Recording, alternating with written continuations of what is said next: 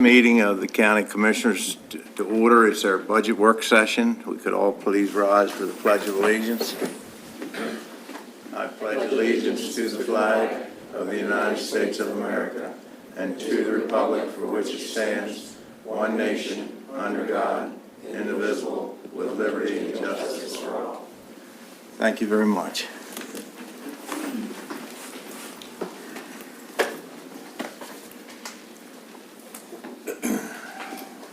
We have Miss Bailey Elliott. She's with Enterprise Fleet Management. You want to come up? Dan from our Public Works Director. Welcome to Kent County. Thank you. Yes, I asked Bailey to come in today in response or to respond to some of the questions that were raised last week regarding Enterprise's fleet management services they do for the county. Bailey can start by giving a general overview of how they've been assisting us, or if you have some specific questions you want to start off with, happy to answer as well. Very good. You want me to just dive in, or do you want me to Just dive right dive right in? Okay, cool. So again, hi, my name is Bailey Elliott. I'm with Enterprise Fleet Management. I've been with Enterprise since about 2015, so coming up on my 9-year anniversary with the company. Kent County joined Enterprise back in 2018, so you guys have been with us roughly 6 years at this point in time. Typically, what my service is basically is I meet with you guys multiple times a year, review your costs, projections, acquisition, operations, so fuel, maintenance, and help resell the vehicles. Part of that also is looking at your year over year, saying, is this program working? Are you saving money? If you are spending money, where is it? Where's the money coming from, and why are you spending more? That's the overall idea of what I do.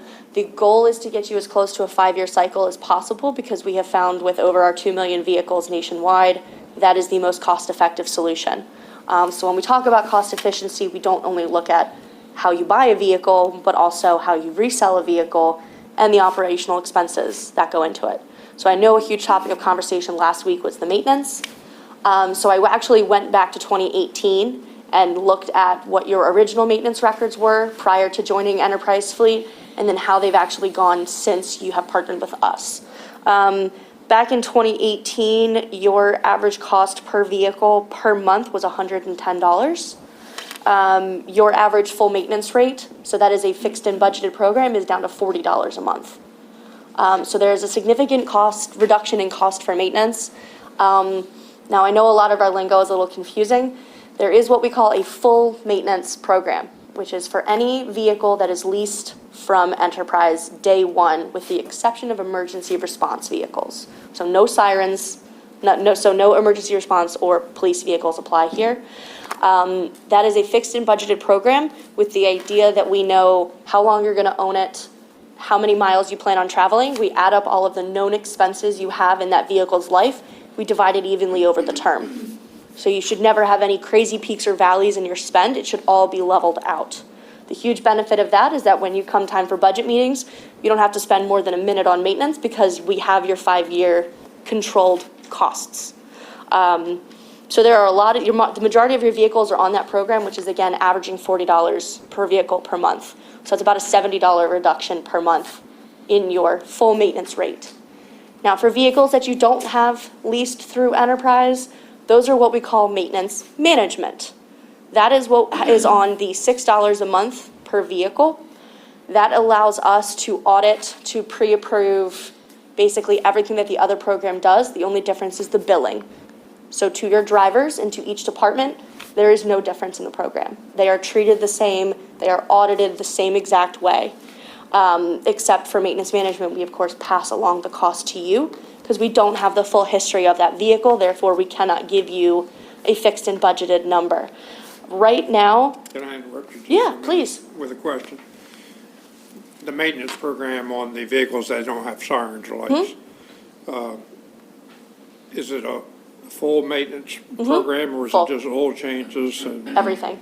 everything? So I mean, if Everything except brakes and tires, I'm sorry. We Tires, decide, brakes and tires. We decided to exclude those, they can be added.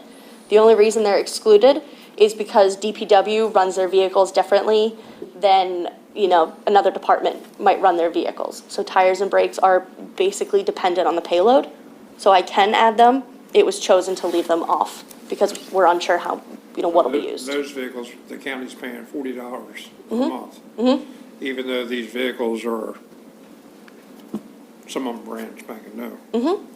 That probably don't require any maintenance at all, because back in 2018, when the county initiated this program, that's why the number's a little off for me, because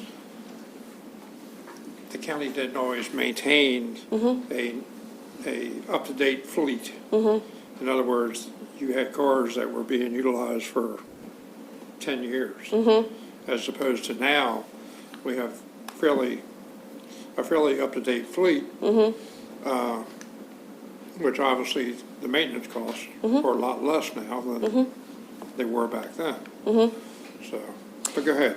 Yeah, no, you're absolutely right. The first 2 months, 3 months of a vehicle's life, no, there's no maintenance, right? So why would you pay $40 a month? And the idea of it is that you don't pay, the full amount in 1 month, it's all spread out.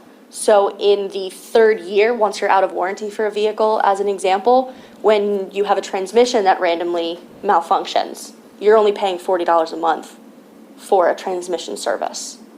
So the idea is that we add up all of the routine maintenance, oil changes, tire rotations, filters, everything that goes into running a vehicle. We also allocate a little bit for unknown maintenance repairs, a transmission issue, a rotor problem, things that don't necessarily happen all the time, but are very common to happen.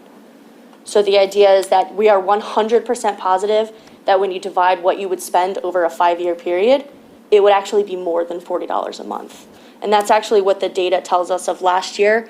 Your average cost per unit was actually closer to $50 a month, but your average maintenance rate was actually $39. So when we averaged out what you guys spent, it was closer to 50, but your maintenance rate is inflation proof.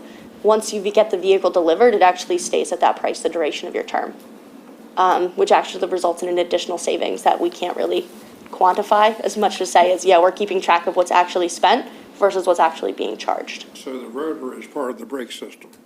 So that's not included in the maintenance, or it is? It is. In other words, usually when you replace pads, a lot of times they tell you that the rotor needs to be either turned or replaced because it's gotten hot or warped or whatever. Right, absolutely. So is the rotor under the maintenance contract, or is it? It should be, yes. Should And be, I say or should, is? it should be, and I'll say it should be because it depends on the severity of it. We might say we don't agree with it needing to be replaced at this time, so we're going to approve just the brakes because the rotors aren't at that level yet, but the shop might say we think they should be replaced. If they give us the proper levels of the rotors as an example, and we say, well, they're not at the manufacturer time to replace the rotors, but we call somebody at Kent County and you say, well, I don't care if Enterprise is going to approve it or not, I want the rotors replaced. We'll replace them, but then we're going to charge you for it because we disagreed with that replacement,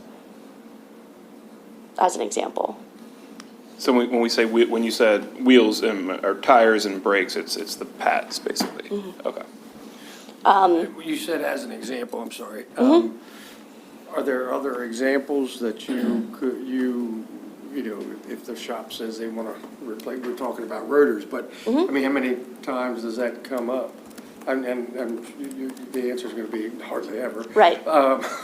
Yes, that's correct. Yeah, sure. You get 3 years out of a set of rotors. Right. Yes. But, I guess my question is how many other times throughout the life of this vehicle does Enterprise disagree with the mechanics that we have working on this? And Very rarely, I would say, and I'm pulling. Almost never. When we look at what the maintenance chart is trying to have done to your vehicles, they are required to give us any kind of numerical data that they have. So what the tread depth is on a vehicle, as an example. If we disagree with work, sometimes we'll ask them to provide pictures, like when the coolant system leaks, and they say that some of the fluid got on another piece and now this needs to be replaced, we're gonna require pictures. We're going to do our due diligence and audit the work that's actually performed on your vehicle. And at the end of the day, if you disagree, we can have a conversation about that. We do offer our National Service Department line to everybody. It's public knowledge. So if you wanted to call our National Service Department and talk directly to the technicians about what you're requesting, you can. We also keep track of what we've saved Kent County, especially on the vehicles that are not leased from us. So we look at what the shop wanted to charge and then what was actually charged. We take into account negotiations of cost, tech advice, additional warranty work, so goodwill as an example. And in the last two years, there was almost $8,200 in savings from what the shop wanted to charge initially versus what was actually charged. So that is a direct savings from our National Service Department exclusively just auditing the work that was performed on your vehicles. Now go ahead. I can see you starting. And I'm hoping you can provide us with these numbers. Yeah, okay. Okay, so there's like 3 different maintenance management programs that Enterprise offers Kent County. Yep. And with our current fleet, can you tell us what the dollar amount is for each one of those 3 services? Or management services? A little bit, yes. So I know exactly which 3 you're talking about. So overall, Enterprise Fleet Management is a fleet consultant service, right? So part of that, we do have what's called a management fee. That is for my services to come and meet with Dan, with every single department that you guys offer. That is where Enterprise makes our profit. That is on every single vehicle that you lease from us. You guys are a member of Sourcewell, formerly known as the NJPA contract. We are mandated to go by those guidelines. So what our management fee is 0.1% of the capitalized price of the vehicle. And that is dependent on the cost of the vehicle. So it is not a flat dollar amount, but it is 0.1%. But it could range from anywhere from $25 to $100. Theoretically, yes, it could. And that's exclusively based on the vehicle type. We are the top awarded contractor within Sourcewell, so we do have the best pricing available. We've been awarded it 2 times in a row. I think that we just renewed for a 3rd, don't quote me on that one. But we are constantly one of the top awarded vendors. And so, does that answer that question? Or do you have more on the maintenance management? That's one of the programs. Yeah. That is one. Then there's full maintenance and maintenance management. I have tried to get the corporate to change that lingo because it is a tongue twister. Full maintenance is the maintenance program that is exclusively for leased vehicles outside of your emergency response vehicles. That dollar amount, as we said, averages to $40 per vehicle per month, but that dollar amount is based on the vehicle type, anticipated mileage, and anticipated age.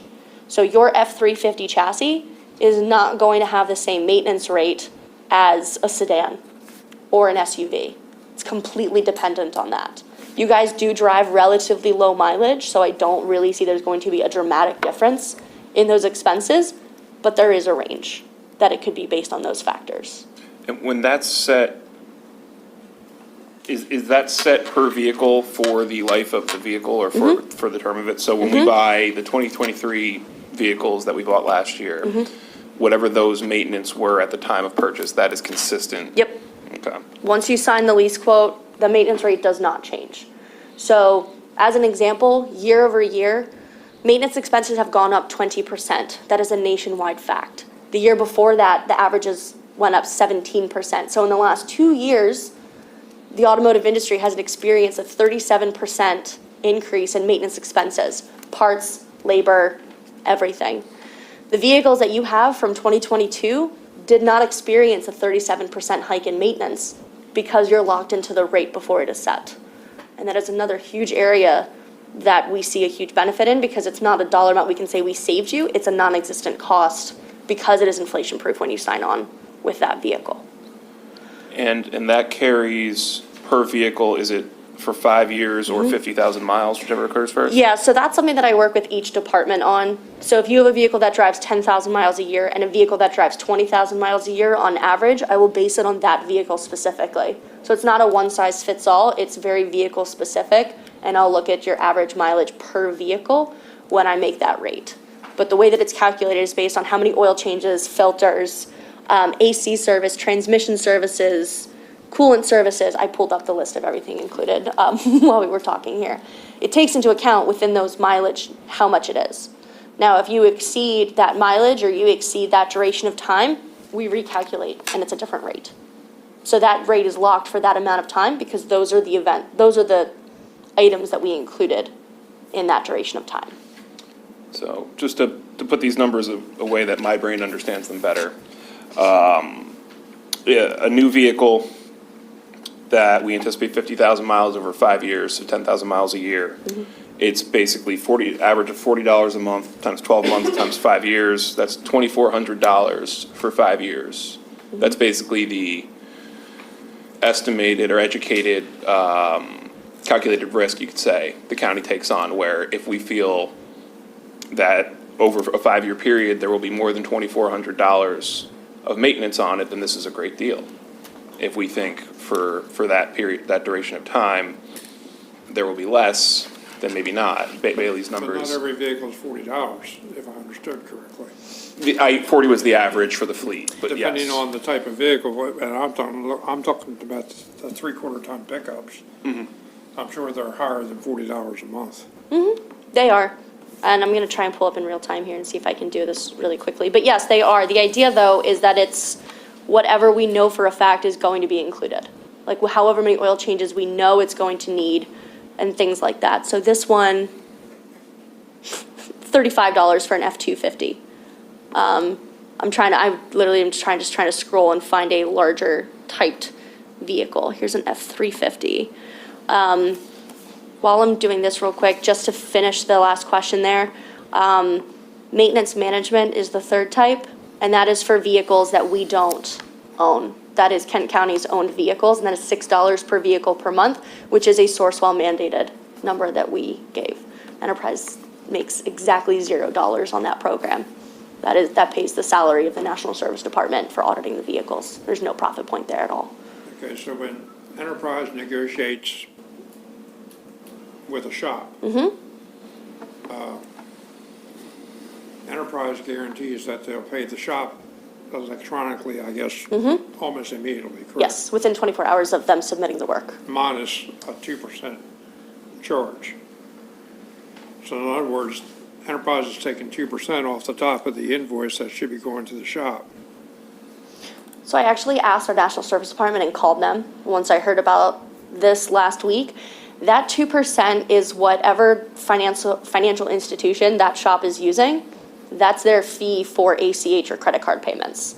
So it's like when you go anywhere and they don't allow American Express or whatever because their charges are higher. Most of the time, what we've seen is either the shop decides to absorb that cost, because that's the cost of doing business and allowing certain types of payments, which is the majority of the shops that we work with, but it is all shop specific. That is not an Enterprise fee. That doesn't come to us. We don't see that. That is exclusively whatever financial institution that particular shop uses. That's their charge for ACH or credit card. The only way around that is for us to physically send a check to the shop, which would take considerably longer, and they would not get paid in 24 hours. So we don't do checks to shops. So that is their fee. Look, you're doing a great job explaining this. Thank you. Don't get me wrong, okay? The reason why this came up is because when I looked at some of the management fees that Kent County was paying, we were paying about $48,000 annually for Enterprise to manage when we should get our oil changed, and some of the other services that you've already talked about. And what I was looking at in these very lean budget times, Yeah. a way that we could trim that back. Because prior to 2018, we used to bid the work out to the local shops, Right. and it was primarily just standard maintenance. It was oil changes and flush the radiator, new wiper blades, whatever. And then, of course, you had to obtain bids when you had larger work to be done. Absolutely. So I was looking at a way to try to save some dollars. Yeah. Do you have any suggestions on what we could do to try to save some dollars? I understand Enterprise needs to make money. I do like the idea of where everything that doesn't have lights or siren in it is pretty much $2,400 a year is not a bad deal for that. That was the cost over 5 years. Yeah. Yeah, yeah. So I'm looking to you for, Yeah. even the $6, it's only like $7,000 a year, but 7,000 is 7,000. Yeah, and I understand everywhere that, where you're coming from. I do personally work with about a dozen different government entities just in the state of Maryland alone, so this is not a conversation I'm unfamiliar with. The couple things that I'm going to say is that and I pulled up the analysis that we put together for you guys back in 2018, there have been significant reductions in your expenses since 2018 alone. So we are trending in the right direction.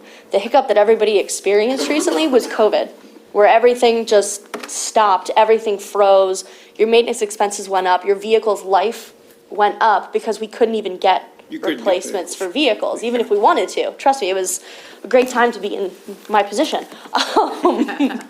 So everybody's in this awkward time right now where we're trying to save money, but it's almost like you need to spend money to save money, because there's a certain couple areas that we're looking at here. Right now, your average age, your holding period is at 11 years. When you partnered with Enterprise, it was closer to 15. So we still have some work to do to get you down closer to that 5-year cycle time that we need you to be at in order to really maximize on your total cost of ownership. There are 14 vehicles that you have right now that are over 100,000 miles.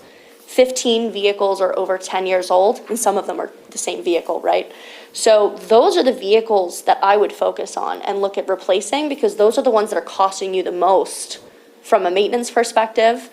They are not going to make you very much in resale, so that is a vehicle by vehicle specific decision. But I know when you looked over the budget that I put together, you're seeing the resale value negates 1 year entirely of payments. And that's how we save money overall. The higher the replacement value of the vehicle, the less money you're going to spend, because you are literally cutting out your operational expenses. So for resale value, what do you think for like a Chevy Tahoe or a F-150? What would, how would we best recoup some of our dollars for resale? At what mileage and? I mean, For a is there a Tahoe- mileage number that you use? Yeah, for a Tahoe specifically, and I can give you a perfect example here. We have one Chevy Tahoe that we did say we're going to be turning in. It's almost at 91,000 miles, and we can get roughly $11,000 for it right now by turning it in. That's, Is it in the sheriff's office? yeah, it is. Used to be my old car. Well, okay. Great job maintaining it, sir. So it was kept in pristine It condition was is what kept I in great just heard, yeah. condition, yeah, okay. And the way he a shot in drives, the it's dark. probably in Great pretty job. bad shape. $11,000 for it, that's a pretty good deal. So for Tahoes and things like that, we do say as close to 100,000 miles as humanly possible is the best time to do it. The other thing that I like to focus on, and Dan and I had this conversation, is that a lot of the vehicles just underwent a body style change. So we're not anticipating another body style change for the foreseeable future. What we would prefer to do is reuse roughly 50% of the aftermarket. Any aftermarket that's in good shape, the cage, the sirens, maybe the computers, that's up for, you guys to tell us whether or not they work or not. We want to reuse that. We're not going to anticipate you to get brand new aftermarket every 5 years if the aftermarket is still in good condition. So that's something that we want to take into account. And when I talk to every single department, I'll say, do you need any aftermarket? Can that ladder rack be reused? The typical cycle for aftermarket is 2 for 1. Two cycles for one piece of aftermarket on it. That's a huge area of opportunity for savings. And then when we look at things from an operational perspective, because there are certain ways, maintenance you're going to save by cycling and adhering to a preventative maintenance schedule, which also right now there's 13% of the vehicles that look like they need an oil change in the fleet. By doing the preventative maintenance, you're going to stop additional maintenance work from being required. The other thing too that I noticed was gas. Your fuel is another very large area that we can provide some savings. There's 2 big things with gas that's happening. Every year you own and operate a vehicle, your vehicle degrades 0.5 mile per gallon per year. So the longer you own and operate a vehicle, the less fuel efficient it becomes, just simply by running it. The part that's a little deceiving is that gas actually goes off of engine hours, not mileage. So if you have a vehicle that idles a lot, that uses gas. And I can't quantify idle time for you guys just because we don't have that technology in your vehicle right now. But that's something that I'm very well aware exists that I can't quantify at this time. The other big important thing is to make sure that your employees are fueling up with the proper type of fuel. If they require unleaded, make sure they're doing unleaded. I did notice that there have been some premium and mid-grade unleaded spend happening. I'm sure some of that is on accident, but I did notice so far this calendar year, there's been $3,500 in premium and mid-grade fuel spent this calendar year alone. So that's 79 fill-ups that were premium and mid-grade. Mid-grade's a little over $1 more than unleaded is. So another very large area of savings would just be to reinforce the policy that unleaded is what's necessary unless you're diesel. There really is not an opportunity for mid-grade or unleaded that's necessary for your vehicles. And that right there would create a savings of $3,500 just in the first 5 months of the fiscal year. You could provide Dan with that All of it. information on maybe what departments using a higher grade fuel than, I can give you the location, the time. If the employees are tied to the WEX card, I can give all of it. Yes, sir. that might be helpful. Maybe that's a little Dan. too much. I'll start by just that figure right there. But I'm sure some of it obviously is accidental, not everybody. But what I look for is just reoccurring vehicles or reoccurring departments. But that's the huge area that we look at. It's the 1,000-foot view. It's not really focusing on one area. Yes, Enterprise is a for-profit business, so we do have a management fee. But between maintenance and fuel alone, there's $8,000 in 2 years of maintenance savings, plus a reduction in your rate. I also did look, year over year for maintenance, your cost per unit is down 19%, which is very exciting considering the industry is up 20%. You are down 19% despite the fact that the number of repair orders that have been done is 42%. So your vehicles were in the shop 42% more, and somehow you're spending almost 20% less. What was the time frame of the comparison there? 12 months, a rolling 12. Okay, So April to April. April 23 to last month, Correct. as compared to the prior April to April. Wow, okay. Yep. Yep. Well, I have found your information very, very helpful in better understanding how all this works. And I don't know if anybody else has any more questions about it. I mean, I think you've answered the questions that we brought up last week. And I think we're satisfied with continuing with the program. I don't want to speak for the other two, but I think we would be satisfied continuing with the program as it's going forward now. But we are going to keep an eye on it. Absolutely. I hope so. I meet with Dan at least twice a year to go over this data. So if you're ever interested in me sending it or Dan sending it your way, once I put together this analysis, I am more than happy to send it your way as well. I think it would be good for you to come in once or twice a year and give us the same update. Let me know. Make sure that we're spending the taxpayers' money in the best way possible. Absolutely. Absolutely. Happy to do it. And I thank you guys all for your time. I know it took about a half hour here, but thank you guys so much for your time. Much appreciated. And if there's anything else I can do, Dan has my info. Thank you, Dan, for getting us to. Of course. Thank you Awesome. for coming in, and I tell you, I've been through some of these explanations before in the past. You did a real good job of explaining your product. Thank you. Best explanation that I've heard, and I've been around here for a while to hear it from other people that worked at your company, but you did an excellent job of explaining your product. Thank you. I appreciate Thank that. you. Thank you very much. Yeah, Thank you guys. Have a great day. you do the same. Bye-bye. Thanks, Dan. I'll hesitate before I get up, but I'll get up. Okay? Thank you. Yeah.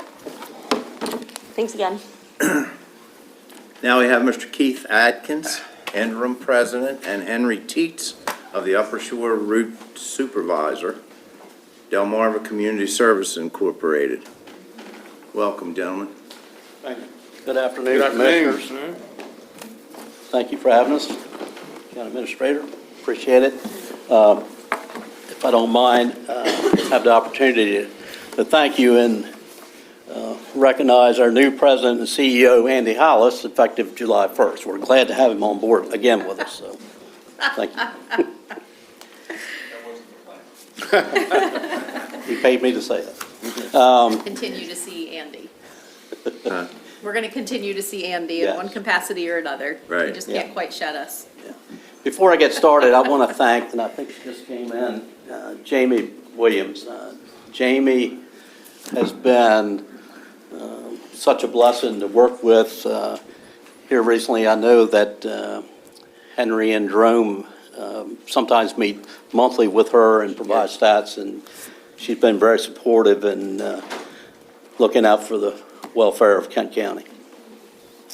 Commissioners, we're asking for $146,313 for this fiscal year for the local match for public transit, transportation for seniors and individuals with disabilities, capital for vehicle replacement, and the operation of our one-stop service. In 2023, we provided 10,597 passenger trips in Kent County. These trips included trips for employment, medical appointments, senior trips, adult daycare, demand responses throughout Kent County when personnel were available. Public transit is for some people the only way to get to places such as shopping, jobs, healthcare, etc. This enables them to have a quality of life. Our vehicles travel over 500 miles a day in Kent County. The Route 4 bus alone makes 5 trips to Easton, and that travels through Kingston, Churchill, Centerville, and Wye Mills. Just to give you a little bit of stats on that, using that 380 miles a day at the current gas prices at 6 mile a gallon per bus, that's 57,500 miles just for gas alone for that Route 4 bus a year annually. You know, we have five drivers and 1 dispatcher in Kent County, and salaries alone, that's probably $250,000, just to give you an idea of the operating costs. That's it on our public transit. You know, we've provided Jamie with for some interest in a potential mod for Kent County, the Chestertown area. I'm sure she shared that with. That's the mobility on demand. Yes. The 2 cars. And we'd be glad to answer any questions you may have. You know, I've said it before, and not only Kent County, but to the other counties that we serve. MTA is changing our funding mechanism starting this year. It's going to be based off revenue hours and revenue passenger trips. And it's a 1-year lag. So we're picking up the end of, 23, but our ridership has increased. So that 1-year lag, so if you decide that you want to put on that mobility on demand, which I will say we've been doing that for 2 years in Talbot County, focused mainly in the eastern area. It supplements our fixed route in Easton. Our ridership has escalated tremendously by Henry and his staff getting out there and getting the word out. So, the schedule that is in place now with Route 4 has been in place probably for 10 or 12 years. I know, speaking for myself and Henry and for our future president, CEO, we're open. If you have recommendations, you want us to work on something, to come back with something, we're certainly willing to work with you any way we can to provide the best service to the citizens of Kent County. Thank you very much. Any questions? We've talked about that mobility on demand for several, I've been talking about it for a lot of years. We've got some other things going on that we've kind of put that on the back burner, but we get past this budget and see how things iron out, we may be talking to you about that. Because Kent County's, the age of the average person in Kent County is increasing all the time, and there is a group of people out there that have to depend on somebody else or something to get them to the doctor and other places. And I think it would be, I've always said that 2 or 3 of them running around Kent County, they would be busy. Yes. I think they would.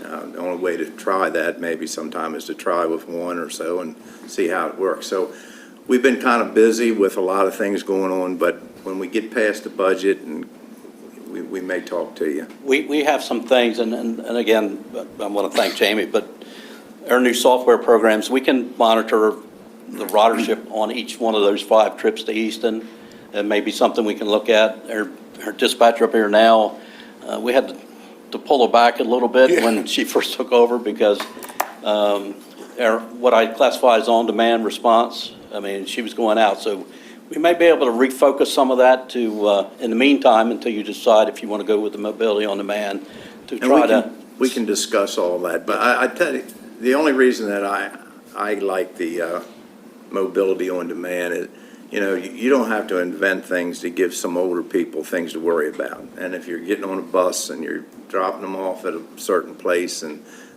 right away they're going to worry whether in the right spot or when's the bus coming back. What I've seen, I see Queen Anne's County has what they call county ride. Those small vehicles, they just go pick somebody up, take them to the doctor's office, wait for them, take them home. Nothing for them to worry about. They get where. I envision something like that for Kent County. Like I said, we've been too busy to really dive into it and get into it. So when things settle down, we may be talking to you. But We absolutely, whenever you're ready. I just want to add that we're currently doing that with on-demand responses for some seniors for medical appointments. And we also have the one-stop. If they qualify for that one-stop, that's a designated vehicle and driver that will take them to their appointment, wait for them, and take them back home. you're doing some of that now with Yes, these sir. buses. Yes, we have vans. A We have van. a Ford Transit, and we have a small vehicle that we're doing that currently with. Well, how about that? I just learned something. Yes, I didn't know you were doing that. Yes, sir. So I'd like to sit down with you sometime in the future and talk about it. So, because obviously I'm not up far on what's going on either. So All right, sir. it would be a good education for me to hear it. And, well, thank you. I think it might be helpful in hearing Commissioner Fithian and your conversation for maybe when Andy gets on board and everybody gets their feet settled in, maybe you come back with a presentation for us at one of our meetings over the summer That'd be great. Absolutely. and with some ideas of how we can provide this on-demand transportation. Absolutely. Well, Learn more thank about you. it. Thank you very much. And any other questions? I'm sorry. Thank you. Good. Thank you. We appreciate you coming in. Thank you. Yes, sir. Thank you. Thank you. Thank you, sir. Mr. Webb, Health Officer, and Emily McCoy is his Administrator of the Kent County Health Department, here to talk about FY 2025 budget. Welcome. Thank you. Good afternoon, Commissioners. Hello, everyone. Okay, good. For those who may be watching from home who don't know who I am, I'm Bill Webb. I'm the Health Officer. Then that means that I'm the Director of the Health Department locally. It's good to be back here. I will be brief because I know you have had a busy schedule today. The budget submission that we have submitted this year, we are seeking just the core match for our county funding portion of the Kent County budget. I don't know if the slides are up there. Our core funding budget has gone up substantially in the last 3 years. There was a significant increase last year. One of the ways that we worked to help mitigate the impact of the budget was to cover some of the expenses that the county used to cover on behalf of the health department. So essentially, we have asked the county to invoice us for those expenses, and then we pay you back. So it's a way to offset those expenses. This year, in total, we are asking for $1,295,317 that's and that consists of the core match, which is 30. the state and funding component of the health department fiscal picture, the state picks up 69.3639%, and the county is responsible for 30.6361%, and we're asking for that match, which is required under state law. We are very interested in continuing with the offsets that we have done in the previous years. So, last year, we covered the cost of the rent for the building at Lynchburg. We also helped cover the cost of mosquito control spraying. And we have also provided, not through CORE, but additional grant funding for school health services, mental health services in the detention center, and also, grant funding for emergency services as well. And That was the letter you signed last week. And by the way, you've been very helpful financially, helping offset some of those expenses for the last couple of years. We appreciate it. Absolutely. And the health department is one of the keystone institutions in Kent County. It will be for many years to come. We are very much part of the county operations, and as we're working to provide services, I consider us as much as the county as we are the state, even though we're a hybrid organization. And we do have substantial funding that comes in through grants and fee-for-service activities that we do that is about triple what we're getting through core funding. We're a very important, we have a lot of services, and we want to work with the commissioners. We know it's a very lean budget period, and that you don't have a lot of room to raise taxes. And so, we're working very hard to, accommodate through our other funding sources to help the county deliver services to our citizens through the services that you provide. And we appreciate that, too. The one item that was not in the budget request that I would like to bring up now involves our recruitment and retention supplemental funding for our environmental health specialists.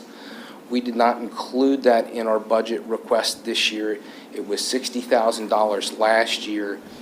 We did not spend any of that money because we were not successful in recruiting licensed environmental health specialists. I would like to ask that we roll that money over from last year to this year. It would be budget neutral, and it would also provide the additional incentive that we're hoping to recruit licensed professionals to do our environmental health services. We just have not been successful in FY24 with those. Very good. Any questions? John? I noticed some of your attachments here to what we got. There's a proposed fee schedule that there's some increases. Oh, yeah, so also, what we're discussing here is our core funding agreement. Also, one of the issues that was, that we brought to the commissioners earlier this year, but that was postponed. I don't think you were here that day. But we're interested in increasing our fee schedule our fees in environmental health for our permits and services. They have not gone up in 16 years. And the methodology, how we chose the proposed fee is we surveyed, 6 or 7 counties that do similar activities and did comparison pricing, and it's available. It's available from the other counties. if you have any specific questions about how we chose the proposed fee, fortunately Erica was not available this afternoon. I can take that back and respond to you with an answer. So was this dealt with already? This was presented but not adopted in your absence. We just, yeah, Tabled it. we heard it. We've never had an actual chance for the three of us to discuss each individual increase. So we'll make a point to get to that, and we'll talk to you about that Okay, at a future date. okay. Is that okay? Sure. But, I mean, you'd like to have this done by July 1st. I would like to. It hasn't been increased in 16 years. I think, a month or two longer wouldn't be the end of the. I don't think we'll be a month or two. We'll make sure, or we could do it now if you'd like, but I mean, I think we need to maybe talk about it, look at it, everything individually, and just see if we think that that's appropriate. yeah, Don't have to do it now. okay. We've got too many other things on our plate. Well, We'll, that's- we'll be in touch with you soon. Certainly. I mean, Commissioner Fifthney, you had asked that we bring all the financial matters together at the last meeting. So this was, if we want to table this, then I'm happy to come back and be able to answer specifics. That would be great. We'll take one of our meetings and we'll have a few minutes for all of us to look it over real good, and we'll get to you as soon as possible, if that's okay. Okay. Thank you very much. I just have one quick Okay. question. One of the things, just so I'm clear in the budget, the environmental health specialist that we didn't end up funding this year, that we want to add to the FY25 budget, would you say that that's going to be a recurring program, that you're going to recurringly ask the county for that 60,000? Or is it just a request for that 1 year? We would like it to be a one-time A one-time? Okay. a one-time with, for the recruitment. I think that, this year, starting July 1st, they have gotten a salary increase to help offset the low salaries that were there before. But we have 3 individuals who are training right now, to get their licensure. They're aware of this, and, we want to make sure that if, they spend at least, a year and a half or 2 years training and taking the test and getting certified, that we can offer that when they achieve that credential. It's quite a difficult credential to get, and, they're working on it, and they're doing, a yeoman's job. So when you're at Tea Party this weekend and having food and drink, that's environmental health, making sure that the food is safe and the drink is safe. So, thank you. Okay, that just helps me classify it on our side if I know it's non-recurring. Thank you. If there's no other questions, I just want to thank you both for coming in, and we'll be in touch with you soon. Okay, thank you. And I do want to acknowledge all the hard work that Emily does. She hasn't said anything today. That she is what makes it all work. And, the health department fiscal apparatus is murky even for those who are well-versed in it, and she does an excellent job for us. So, You don't have to remind us of that, because it's a little bit of a sore subject, because you stole her from us. So, Thank you. we know you got a good employee, for sure. thank you. Thank you all very much. Thank you. Bye-bye.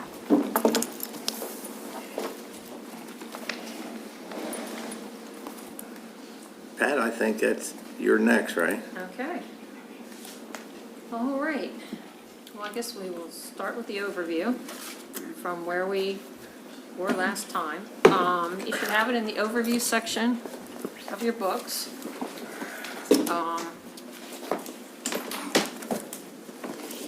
Gotta find a way to make smaller books next year. I'm not sure there is, Yeah. because whatever you cut out will be the exact thing that they ask about. You knocked everything out of here. Oh, no. Oh, no. Wait a minute, I got one here. Yeah, and you got, turn it the other way. Last time you plugged it in the one at mine and yours. Hey, right there where my knee. Yeah, I know, Now you come got on. it, yep. It's the same thing over here. Where are we at, where are we at? Okay, so the overview, you should have a summary of The first tab. changes. Uh-huh. First tab, first page. Gotcha. Okay, so the summary of changes, when last we spoke, we had some personnel changes. We decided, some things that had been put on hold, we were going to make permanent. And Dr. Couch came in and recommended a funding reduction, and so that's been reflected in here. And the rest of these, the next 3 or 4 items have to do with the leased vehicles. We added them all in. And then, we had some changes in the operating. We took out the grant program that we said we're gonna assume is coming. The election office, I think we've kind of put on hold until we decide what's going to happen out at Wharton. And, so you can see all the things listed there. So, If the grant comes around. We don't know we will yet. not know till mid-June. So, I think that the position we took last time was that, we got it last year, and we would assume that we were going to get it this year. I think, we're going to try and have some meetings, see if we can get that information sooner. Strong likelihood that we're gonna get it. All right, so with all those updates, the revenues are total revenue, with adding in the leases, there's a revenue component to the leases for the lease proceeds. So we now are showing 2.2 million in new revenue. And on the expense side, we're showing that our expenses are ending up at the 67,979. And if we look at the fund balance, we are still planning to end with just under $5 million of money over our target balance. And I think this last schedule is kind of the one where we balance it out with the recurring and the non-recurring.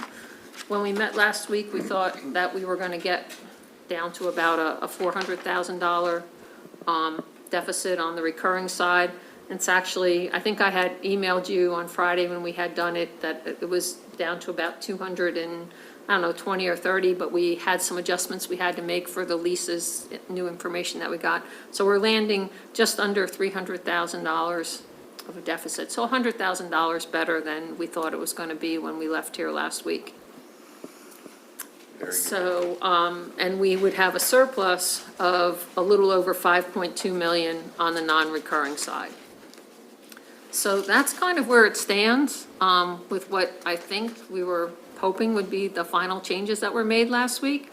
I don't know, if you wanna review the summary sections one more time and look at it. If anybody has any areas they wanna look at, we could walk through it all, or if you're comfortable. So I just kind of wanted to see where you were. Personally, I think, as I said last week, I think we're close enough to suit me anyhow. I mean, I don't know about my colleagues, but I think, what I see of it, if we go further, then I think we're starting to hurt some things that, personally, I think we're pretty close, especially having $5 million in one-time money sitting there in case we need it or we come up short on this or that. I'm good now. That's just me. Okay. Thoughts? I just had a couple of questions. Okay. The money that was allocated a year ago, I think it was a year ago, for the project up on 213, the 450,000. Yes. Is that money back in? It hasn't been taken out. It hasn't been discussed yet, so it is still in there as a capital project for FY '25. It's been moved to '24 to '25, unless you give different guidance to Pat. What do you mean it's still in there? It's in there to be spent Yes. For that project. For that project. for that But that project? project's not moving. But the forward. project's not moving, so, And it sits on the non-recurring side. So it's, you know, it's in the one-time pot of money side. So Yeah. if you know that it's not gonna move forward, we could certainly take it out. I mean, we could still make changes. If you know that it's gonna move forward, or we suspect it's gonna move forward at a later date, you could unallocate it for now and then put it back in. And what we'd be Whenever doing that is just, happens. it's not helping our budget. it is. It's helping our, bottom- that $5 million That we fund got. balance. Yeah, right. Yeah, it definitely sits So- on the non-recurring side. I like to see us move it back and reallocate it if it's necessary down the road. Okay, do you want me to leave it in the 5-year plan, or just take it out until you have more information? I think you take it out until you have more information. Information, Yeah, I don't- okay, Or have another project. I agree with that. okay. And I don't know how my colleagues feel, but in the allocations, And that wasn't our call, this, I just No, no, think we it should wasn't. say that. No. For the it public. just didn't Right. work out. Right. Okay, so allocations? The timeline's not gonna work out. Right, Correct. Right. Correct.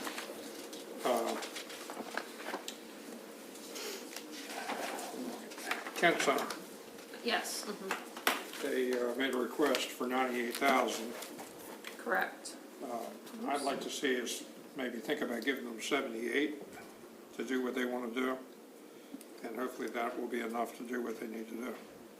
And maybe be able to save $20,000 there. So that was all moved to the non-recurring side. It's not in recurring because it was improvements to homes. And a but- one-time ask. Yeah, And what Right. that could be any number you want it to be. I'd still give it 78. It's still a significant increase over any previous funding. Very much so. Their last request to us was a little over 42,000, and this one was 98. I'm good with that, too. So I'm sorry, what was your number? 78. 78?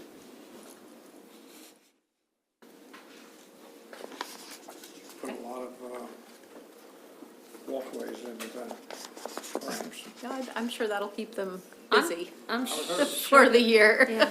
All right. It's still a significant It is. amount of funding. Absolutely. Any other allocation comments?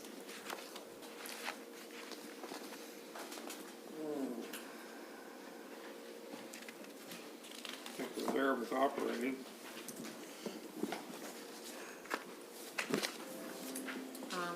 Yeah, And operating, when it comes to positions, I'm pretty confident that the grant writer position, if we're able to find somebody, is going to pay off in the long run. I would hate to do anything with that. yeah, so, I I think mean, we've done, in my opinion, I think we've done all we can do. Yeah, I agree. I think that Ronnie said it best last week when he said, you know, we get to cutting anymore, we're gonna really start maybe hurting some people, which we don't want to do. Pat does have the draft public hearing packet for you, and we could flip through that, and then if it sparks any other conversation, Go through what now? the public hearing, Public hearing draft. Yeah. Oh. the actual presentation, yeah, because Yes. we won't meet next week, so the next time that we get together is going to be for the Public public I hearing. got you, sure. Okay, so, and Pat has pretty much touched on all the major decisions that have been made in this draft, so again, if it sparks any further conversation, there's time to change it. certainly. Any comments you'd like to add, delete? You're gonna have it up on the screen? Yep, there we go. Hopefully you guys can Very see good. that. Okay. All right. Okay, so usually when we start out, we talk about the challenge. This year, the recurring revenue growth was 3.6%. It's 2.1 million in new dollars. When we started, if you remember, the spending requests exceeded revenues by 8.5 million. So that's kind of our starting point. Then we usually talk about the revenues. I've got a percentage that's not showing up on that pie chart. This is still in draft mode. I've got to get up there for the non-recurring. It's a very small one. But this, I think, gives a good overview of where the county gets its money. 60% is property tax, 28% is income tax.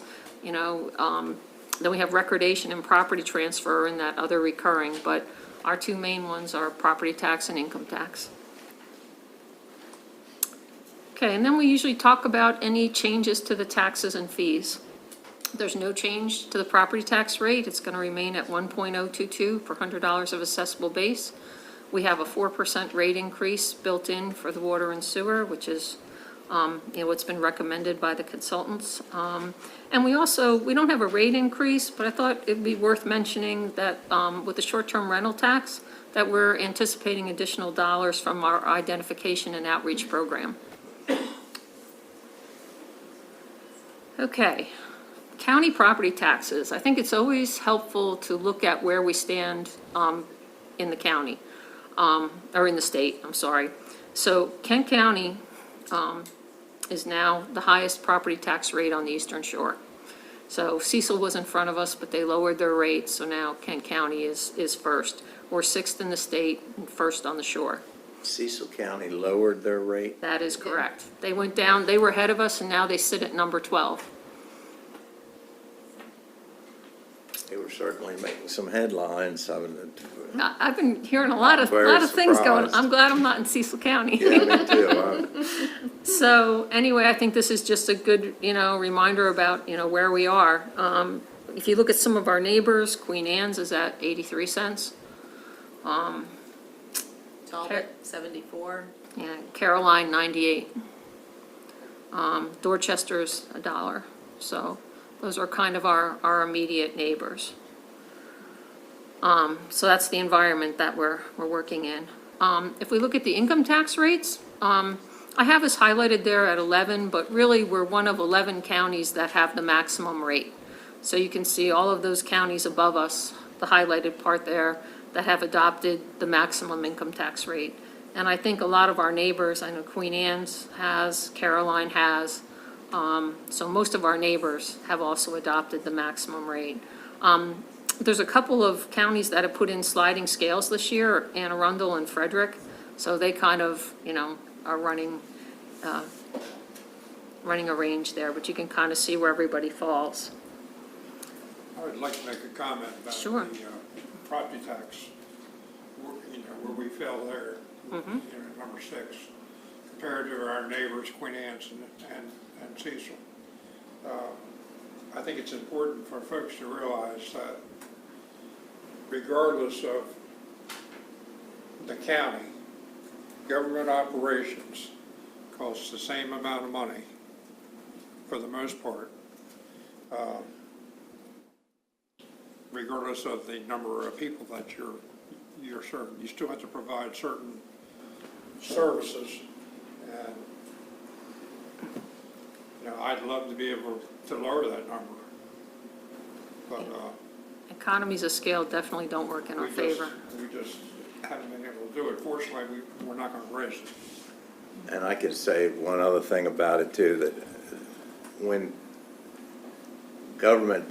Montgomery County got the same problem that we got. If we buy, there's more numbers with that. They got more numbers. We go buy 4 police cars.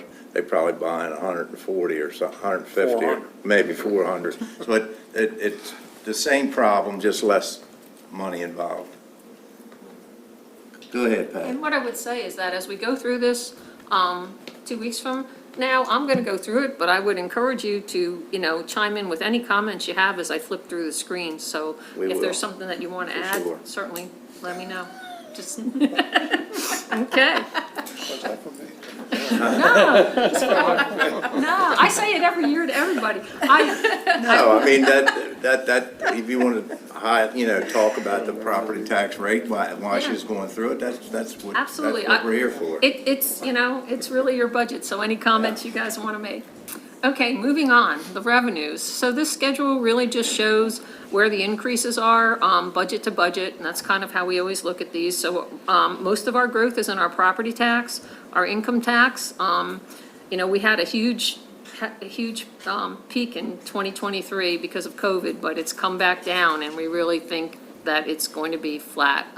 Everybody's kind of just very conservative of where they think the income tax is gonna go. And the other category, is up by about a little over 400,000. So, our total revenue increase is that 2.2 million, and we'll talk about each one of these areas. We also, well, before we do that, we usually break it into recurring and non-recurring. The non-recurring revenue is the loan proceeds for the vehicles, the leased vehicles. So the capital is considered non-recurring, so that's what sits on the non-recurring line. So our recurring revenue, again, like we said, is going up 3.6%, or just a little under 2.1 million. Okay, so if we look at what's going up and what's going down, property taxes are going up a little over 1.8 million. The assessed value increased about 5.6% this year. If we do a rate increase, a penny on the tax increase is 351,000. Interest income was the largest thing that sat on that other line. We saw an increase of over $400,000 in interest income. That all has to do with the rising interest rates and our higher cash balances. And we also have an increase in the lease proceeds. That's the non-recurring piece, and that's just due to the number of vehicles that we're leasing this year. So those are the kind of the things on the plus side. These are the things on the minus side that are going down. Intergovernmental revenue is going down by 173,000. Most of that is due to the $250,000 that's that we got last year for additional state funding for the blueprint that we're not going to get this year. The other two items that are going down that are tied to the housing market are the recordation tax and the property transfer tax. We are just seeing a decline in those numbers. Again, they had kind of really spiked when the market was hot, and now we're seeing them come down. Okay, so we always want to talk a little bit about our fund balance also. We're entering 2024 with a beginning fund balance of a little over 15 million. We're going to have a surplus of just under $1.7 million, so we're projecting to end 2024 with a little over $17 million. That's a 29.6% fund balance. Our target is 7.5, and the money that we have there is all to be used for, on the non-recurring side of the budget. So we project to end 2025 with just a little under 15% in fund balance. So we're going to be ahead of our target. And again, we're going to look to the future for what we can use those funds for, mostly on our capital side. Got some pretty big projects coming up that we've discussed. Yeah. Okay. So if we look at the expenditures, again, we break them into recurring and non-recurring, and we're going to look at all the pieces. But overall, the expenditures are going up a little under 6.9 million. And we'll talk about each of the recurring and the non-recurring areas in detail. So this slide shows by function how the recurring expenditures are spent. Our largest expenditure is for our public school system at a little under 20.4 million. Our next largest by function is public safety, then general government and public works. So this kind of just gives a breakdown of where the money is going by function on the recurring side. Another way that we look at it is by category. So again, instead of looking at it by function, salaries, benefits, operating, allocations, again, you can look at this and see where the dollars are when they're spread by category. Okay, and so then we'll talk about each one of those. Starting off with public schools, the funding is going to go up 728,000. 173,000 of that is required by the minimum local effort, and that's the blueprint funding requirement. And right now, we're funding an additional amount of 554,500. So the total new dollars allocated to public schools is 728,000. Okay, salaries. The salary portion of our budget is going up a little over $1 million. We have 5 new positions built into the budget this year. We have the 4 EMTBs and we have a grant manager. We're also taking 5 positions out of the budget. We have 2 of them in public safety and 3 of them in public works. Okay, salary increases included in Those, well, I just, again, for the public, those were not positions that were filled, that were, No, they were positions that had been on hold and were decided to permanently. The salary increase in the budget is 6%. I thought it would be helpful to show what the comparative salary actions were of some of our surrounding jurisdictions. I actually think I need to update this slide. I think I heard from Caroline that their increase is actually going to be 5%. So Queen Anne's is doing 5 to 9. Caroline, I believe, is doing 5. Talbot is doing 5 to 6. And I think Dorchester is also doing 5. So I'm going to update this slide. I'm still getting data on this today. So our 6% is kind of right in the neighborhood of what our neighbors are doing. The reason some of them have ranges is because they break it apart into COLA versus step. They have a grade and step scale. We don't have that, so. Yeah, or pay for performance. Right. Okay. On the benefit side, we're seeing some of the largest increases in our benefits, unfortunately, that we've seen in a while. We're seeing on average an 8% increase in the pension costs and a 7% increase in our health insurance. So that is primarily what's contributing to our benefit costs. On the operating side, this schedule's kind of got a lot on it, but what it shows is the departments that we're seeing the largest operational increases and kind of a brief description of what's contributing to those. Our highways and IT departments, we're seeing the largest increases. And we actually had some decreases in our planning and zoning department and in our sheriff's office. So those are kind of the main reasons for the increase in that category. I just remembered something. Okay.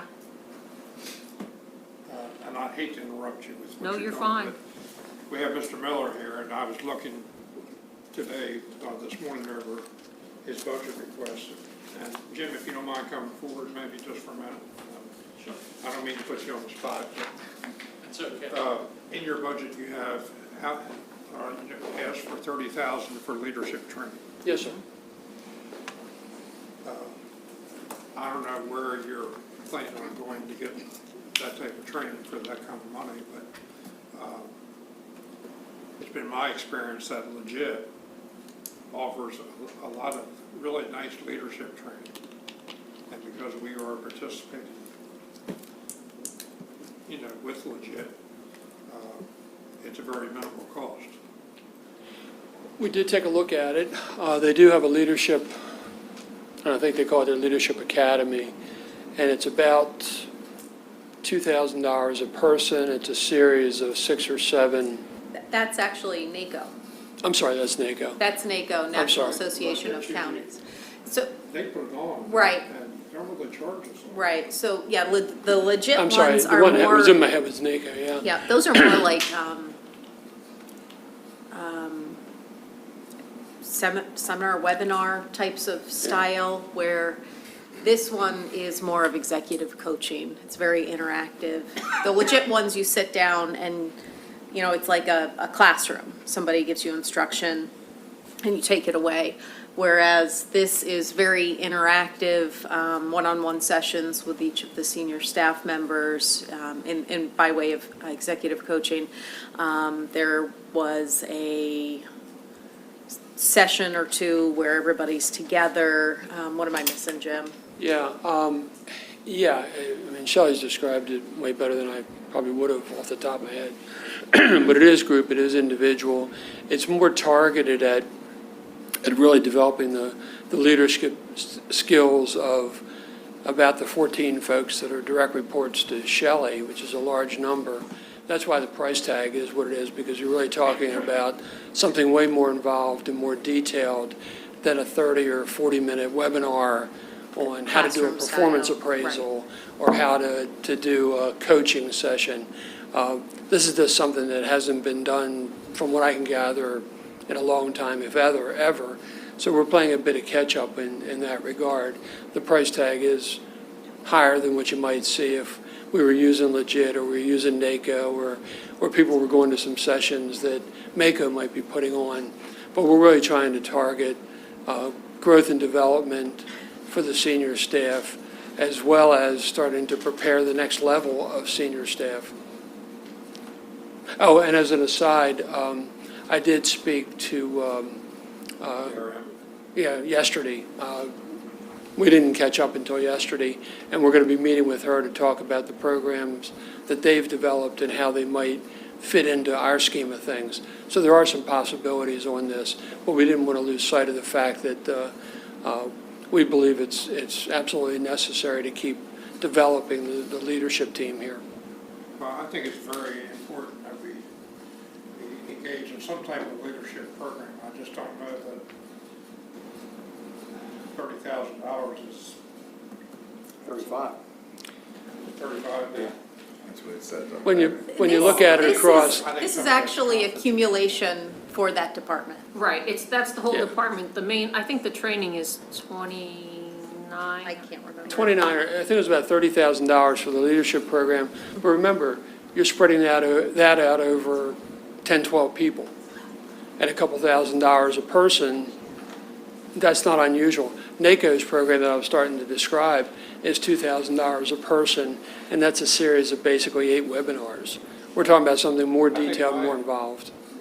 My thought on this would be that we don't want you to lose sight that our department heads and our leadership could use this. And I support that. Sure. But I'd like to see us, I'd like to see you come back after you identify, after talking with KRN and some of the other folks, and see if there's a little more cost-effective way of actually providing good training that will meet our needs as opposed to the $30,000. I certainly try to do that. I just don't know that I'll have that done in the next 13 days. No, I don't expect you to have it done in the next 13 days, but in fact, what I'm thinking is that maybe we should think about taking it out, or taking a portion of it out. And then, if in fact you firm everything up and you come in and you explain, what benefit is this really gonna be for our folks, then we can make a determination whether or not we want to move forward with it. Is that something that would be every year? No, sir. No. Not So then necessarily, no. We could actually take it out of the recurring and, Well, unless there's going to be some kind of training every year. I mean, well, that's true too. if Well, it's, and I would say this workforce, particular this is- program is not yeah, it used to be. it's not an every year operation, but the county should be investing in its people every year. I agree with that, You yeah. know, and This it's, particular training at this intense, very involved, no. I mean, this would, I don't know, maybe every 5 years or something.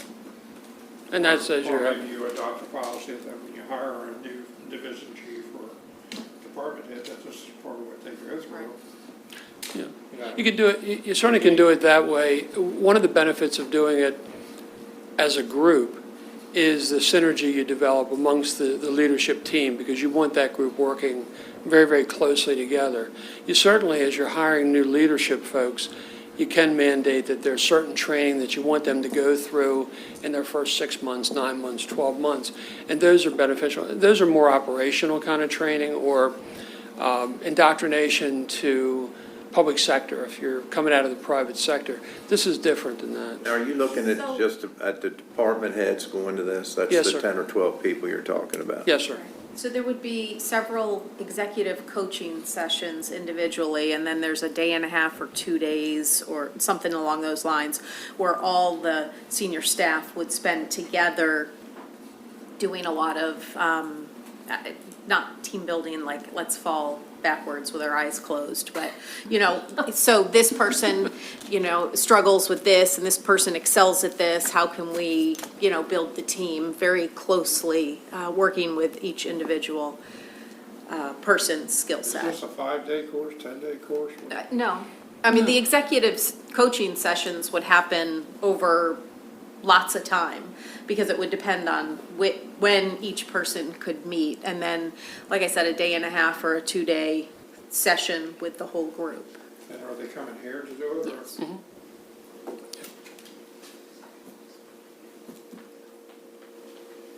Right now, you have it as reoccurring. yes. It's in operating. It's an I mean, the training usually, there was something in there every year. It would go up or down a little bit, but the training line, There's gonna be some kind of number in training, there. yeah. Especially if we implement a policy where a new hire is gonna be, It's going through it's gonna be part of their certain orientation completed. Yeah, and you absolutely want to do If that. we evaluate it, then I believe it's. You want to make sure that you're continuing to educate all the staff, but particularly the leadership staff, because those are the ones that you're going to look to and rely upon most heavily to execute the mission and the vision that the three of you set. But also That's kinda to what it's implement about. succession planning. I mean, they Succession need planning is to be- another piece of this thing, Right, which we haven't done yet. they're a big part of how a succession plan would roll out. Does it make sense to maybe move it to the one-time money If it wasn't going to reoccur, yeah. and then look at it next year? And you know, there needs to be something in there. I'm thinking that there needs to be something in there to cover a new hire or something. I agree. And also something for the mid-level managers. You know, whether it's, I mean, you know, a You half-day. could probably argue that some piece of it, if this is a more extensive or expensive, but like you said, if you want it, if training is going to be a recurring part of the budget, I wouldn't move it all out. I mean, it's, Leave like 10 in there. Well, I think this year we had 16. It's just some of it got used by other I ended up initiatives. using some of what we had in the '24 budget for other opportunities. I might be wrong. There's always going to be a need to train the staff, because eventually you get your money back. They become more productive. There's also a connection between how people feel about their organization and staying in the organization and how they feel the organization has helped to advance them in whatever that career is. We do tuition reimbursement here, but almost nobody takes advantage of it for whatever reason. But on-the-job kind of training, I just sent my team to a one-day HR program that basically it had never been done, where the HR team had ever been sent to a training program that was specifically for HR folks. And all three of them came back with ideas and connections and thoughts about how to put what they heard into action. One of those was actually about succession planning, and to start to ramp up the idea of what do we do for the next generation of leaders? How do we figure out who those folks are going to be?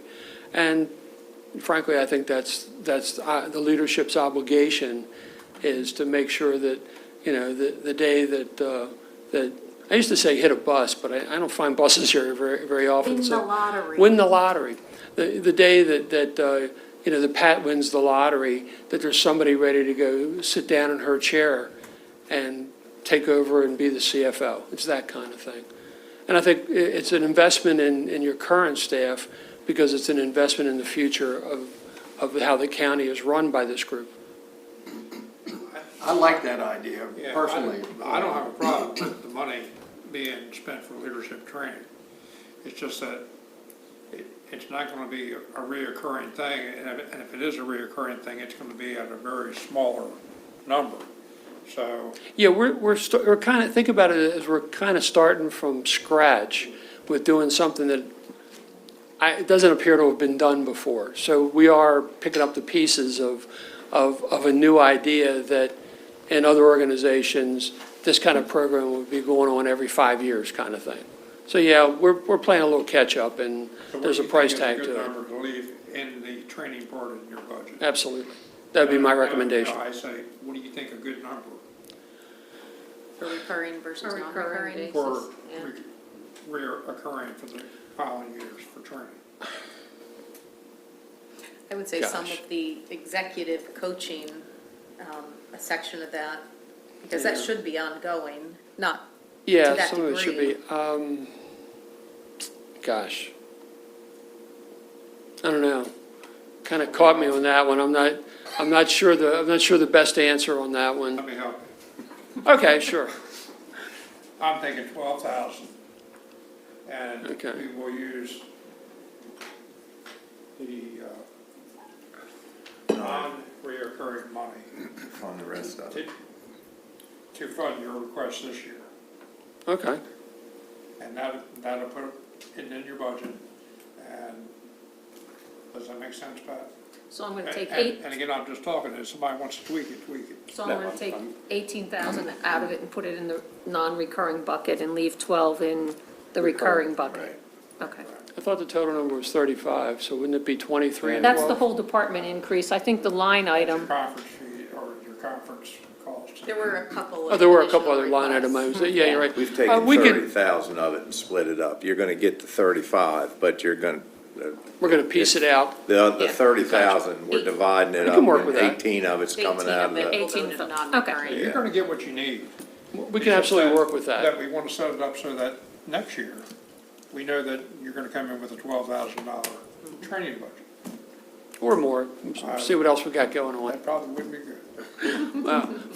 We want to make sure we're investing, you know? But I think we can certainly work with those numbers. Absolutely. Sure. Doesn't mean you have to spend it either. No, sir.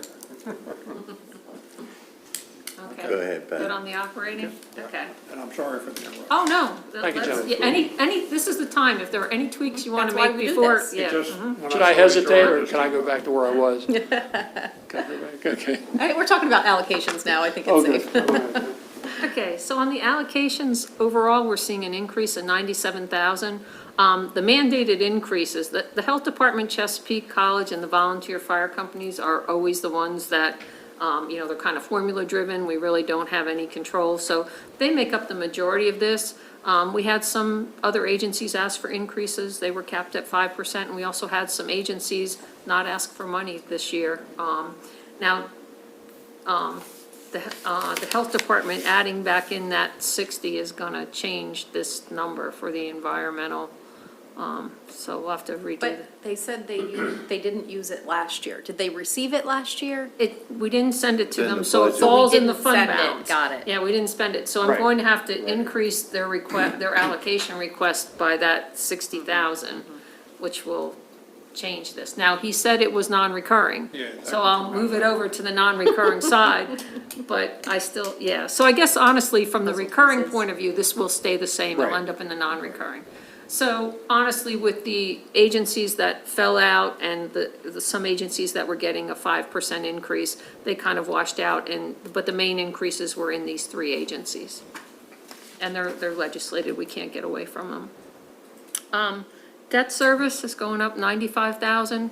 Vehicle leases are 73,000 of that. We have the full year impact of 9 FY '24 leases that came in the middle of the year. Then we're having 16 new leases in FY '25, and we have 3 leases that are coming out. And we also have some equipment leases for some defibrillators that are in there also.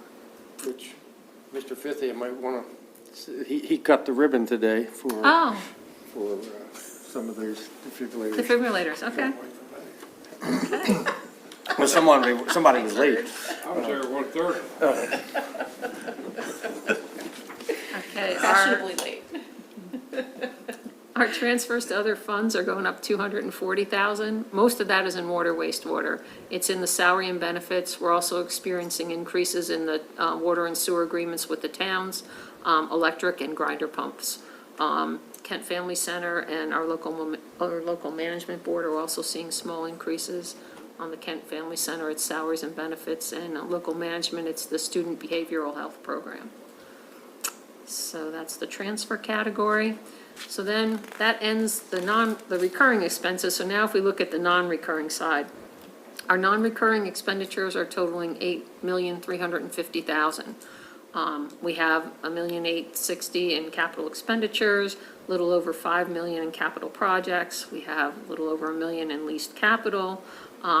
Our non-recurring allocations are $208,000, and we have the pilot program for the Betterton ambulance. So all of those things make up that $8 million, and we'll look at a little more detail. On the capital side, most of the capital of that $1,860,000 is in public works. It's the road infrastructure, it's our equipment purchases. We've got a dump truck, a bucket truck, a tractor, a roll-off truck, and a mower. It's the stormwater project out of Kennedyville, HVAC equipment, I think primarily in this building and in the courthouse lobby. Excuse me, Dan, is that mower, is that one mower that you have?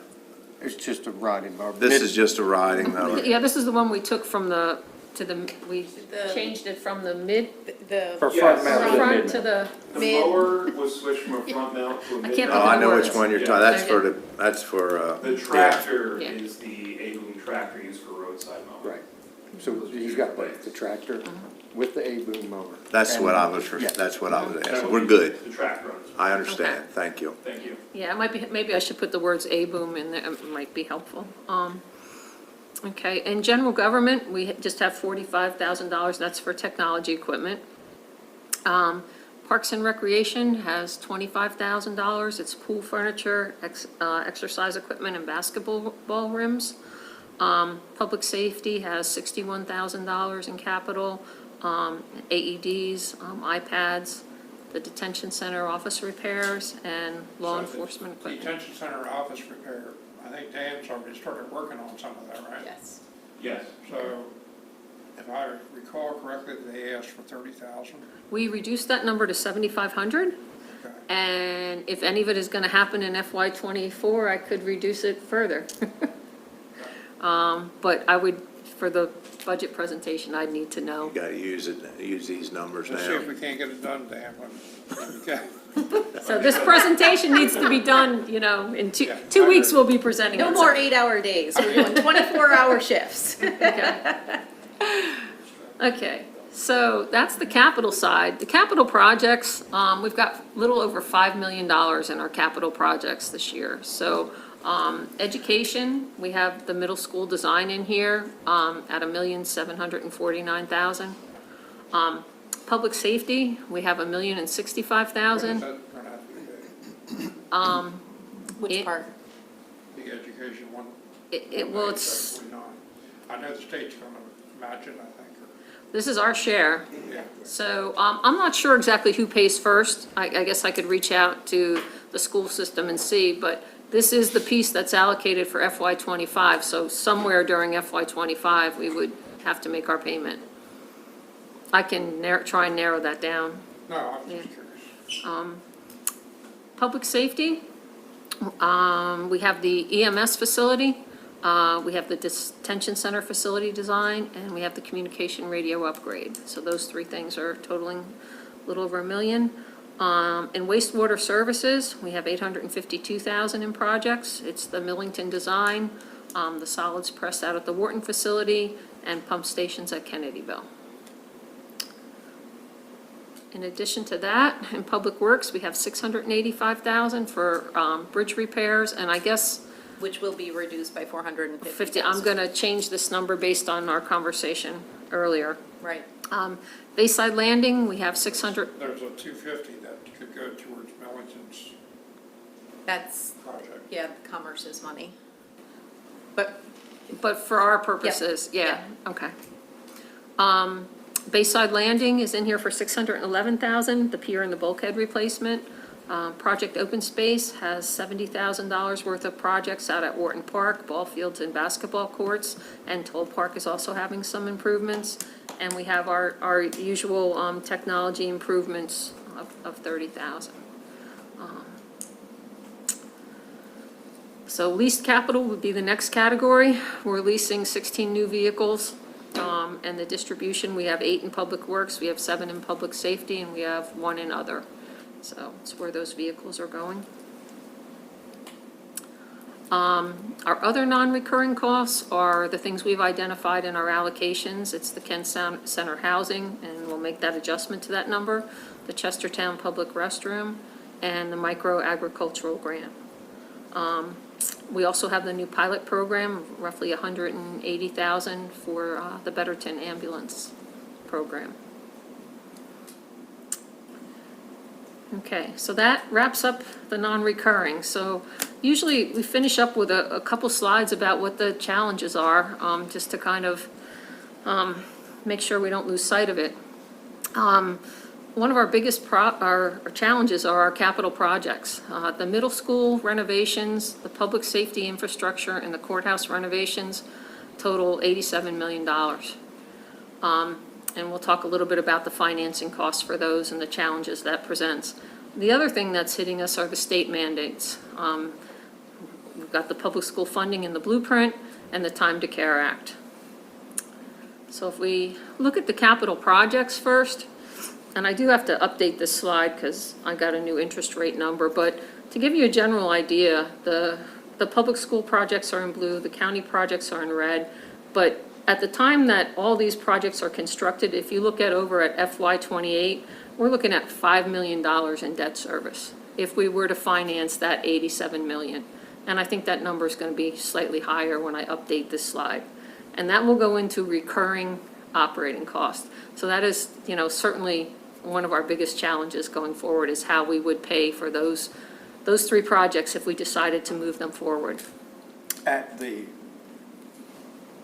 shared cost with the state as it is. That's just our share. But I'm saying, as it is written now. As the current Yes. cost share. Obviously, we'll be going Under the to. 50%. Right, yeah, if those 50-50 percentages share. were to move, our share would go down, absolutely. Which we are all going to make another effort. Another fleet. Right. Second or third time's the charm, right? Depends on the Time to Care Act. Uh-huh. That's going to affect the employees and the county, obviously. Yes. When does that go into effect? Because I know it was on hold for a We just while. got another reprieve for a year. Jim, are we at July 1st, 2026 for the, Yes, there's a possibility that they would want to start funding in October 25 and implement January 26. Right now, it's listed as 0.9% of your payroll, and the employees can't absorb more than 50% of that.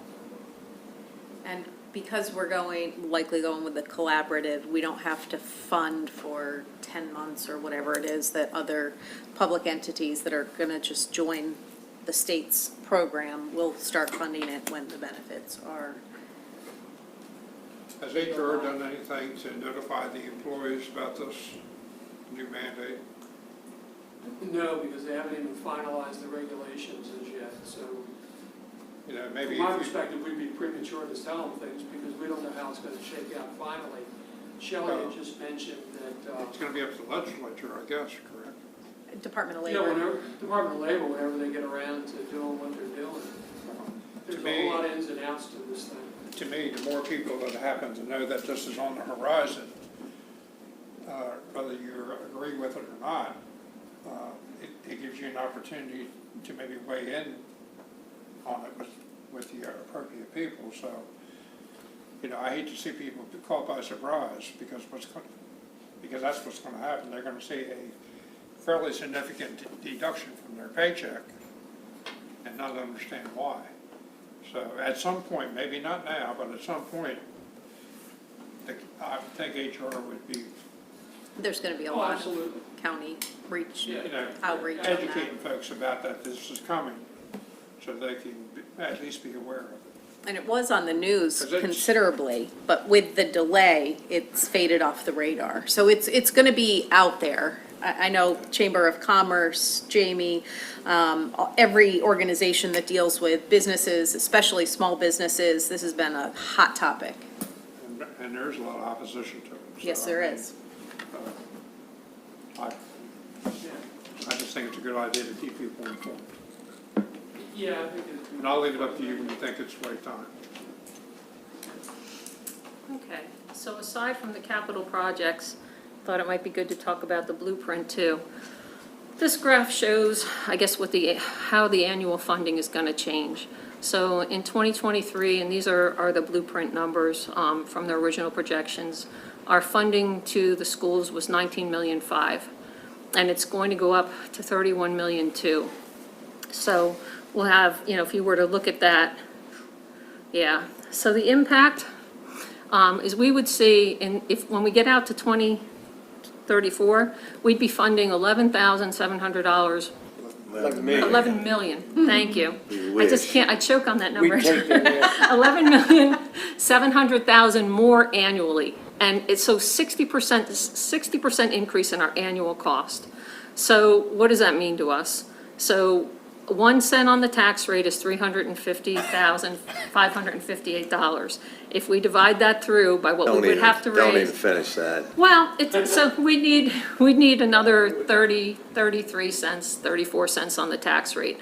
So the tax rate in 2034 would be, $1.35. And a good way to think about it is that the total property tax generated right now is 36 million. So we'd need another almost 12 million, so that's a third. So, our rate would have to go up by a third. So, And that's that a lot of assumptions in there, that you're gonna pay for it exclusively with property tax revenue, that the projection's not gonna change, that, everything else in county government is held consistent, and so. I mean, the other thing too is it assumes no growth in the assessable base. So honestly, we know we get a little bit because the assessable base goes up, so, I mean, you saw that chart of income taxes, property tax rates. If we were ever at $1.35, I don't know who would be here, so. So those are kind of the challenges, and that's kind of, it's kind of how we usually end it out with, talking about what to look forward for the future. So what I'll do is make these changes.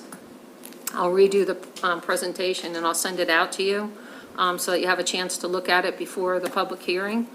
If you have any suggestions on things anything you'd like me to add in, or we don't, necessarily want to, I think you told the story very well, so, You did a good job, Mr. Mayor. Thank you. as Well, always.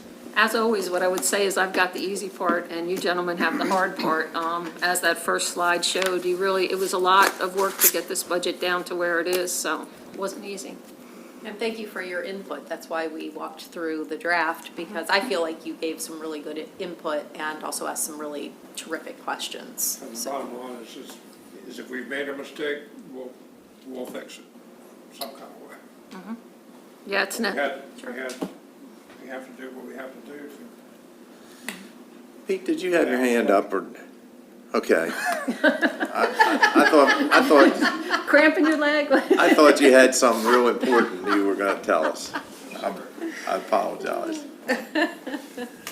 No, I think you did a good job putting that together as always, so. Yeah, well, it's in draft. I need to spell check it real good and probably play with some fonts a little bit, but the infrastructure project on 213 is coming out. We're gonna reduce the Kent Center number, and we're going to split the leadership training into recurring and non-recurring. So those are the 3 changes I'm gonna make. Plus adding the $60,000 into the health department on the non-recurring side for the environmental. And I guess you made a note about addressing Mr. Webb's concerns about the fees that are upcoming. We'll just pick a meeting and have him come in and. After today, our next meetings are in June, so it'll be a June meeting. We'll find out when he's available. Well, that's really all I had, unless you had. I've heard enough. I mean, I think we're there, and you did a good job putting it together, and, In fact, Pete, Bill Webb is coming in June, I was reading your mind, June 11th, so we can put it on the agenda for then. He's already coming in for some committee recommendations, okay. appointment letters. All right, then we Okay. can adjourn the meeting All right, for now, and we'll be back here at 6 o'clock. for another couple